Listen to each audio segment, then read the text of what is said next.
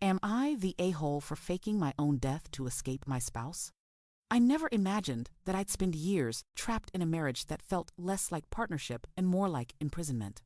3 years ago, I married Jason, a charming, attentive man whose family was intense.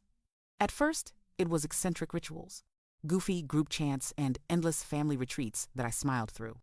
Over time, it hardened into something else: strict rules and isolation from friends. The family wasn't a religious organization, so much as a tightly controlled group that fed on loyalty and compliance. Jason loved me, I think, but his loyalty to this family was absolute.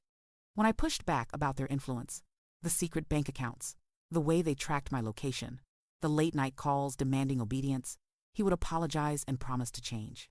Then he'd vanish for days on business with his parents, and the apologies would start again. He stopped arguing and started reporting. He began telling his family everything I said in private.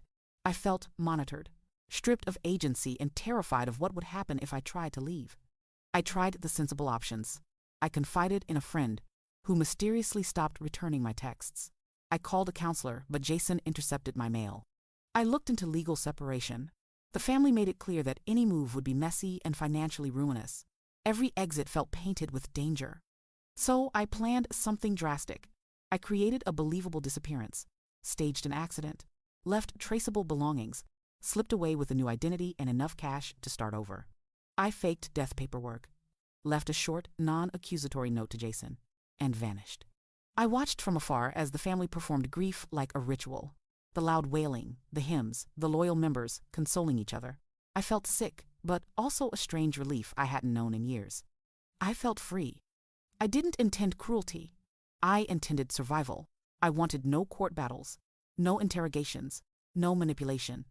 In the months since I've rebuilt a life, a tiny apartment, a job that pays, friends who know nothing of my past, I live with constant guilt and fear. I grieve for the marriage I once hoped for, and for the family I injured by lying. I also sleep without someone monitoring my phone. Jason found me 3 months ago. He stood outside my building one night, pleading, furious and bewildered.